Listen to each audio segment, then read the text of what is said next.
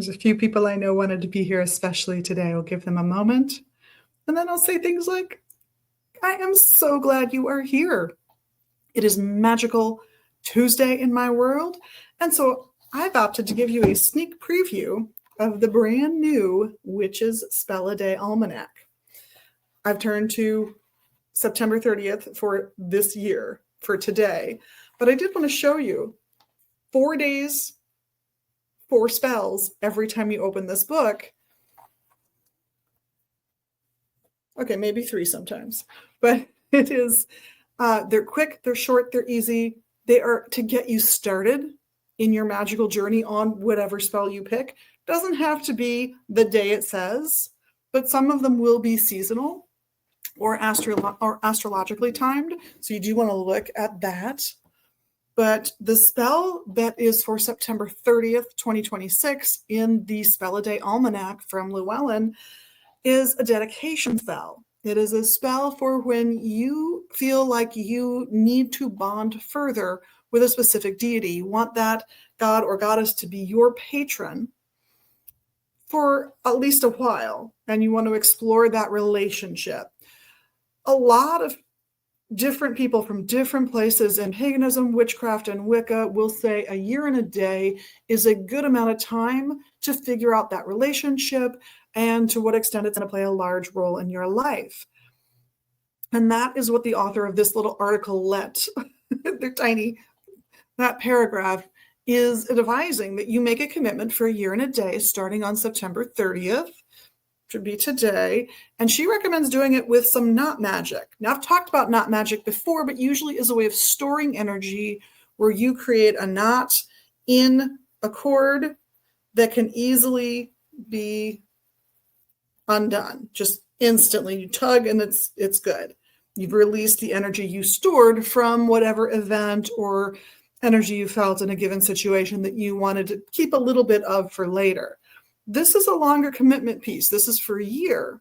And this serves to help you ritualize your commitment to that deity and gives you a physical symbolic representation of that relationship. And it's a braid. Now, you could do a more complicated braid than a 3-part braid. You could do 4-part, 5-part, however many you want part braids. But a lot of people knew how to do a 3-part braid, and it's super easy to go over how to do it. So I thought we'd start with a 3-part braid. Now, these colors, among other deities, happen to be sacred to Yamaya. Yamaya is a goddess of the oceans. She is the mother of all things. And for those of you older than I, yes, she's probably the one who says you have to wear a sweater. I know, not everybody's going to get that joke. It's okay. The boomers laughed. But this is a simple 3-part braid. And when you're doing a 3-part braid, every string's goal is to be in the middle, and your job is to make sure they take turns. So you're going to take one on a side and put it in between the other 2. And then you're going to go to the other side and move that string into the middle of the other 2. And you're just going to keep doing that. One side, then the other, and the other. And one side, second side. First side, second side. You can see how fast the braid grows. As I'm doing this, I'm not trying to make it tight, partly so it's quick, partly so I'm not talking while I'm holding it in my teeth or something like that. And also so that there's room in here. If you have a little charm or chime, maybe you've got a little necklace or bracelet charm for Yamaya or something that you feel symbolizes Yamaya, maybe a little shell charm, you can string it onto one of these cords and weave it into the commitment that you're making.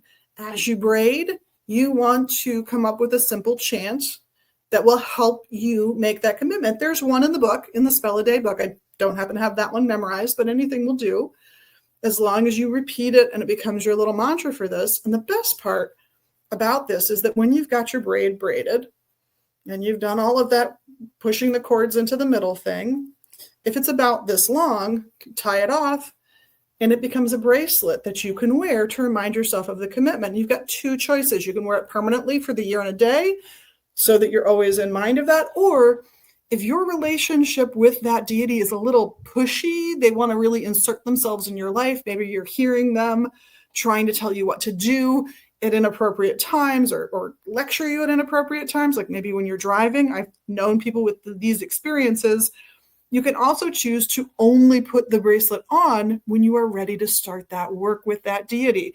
It's a way of letting yourself and the deity know, bracelet off, I have to deal with my mundane life.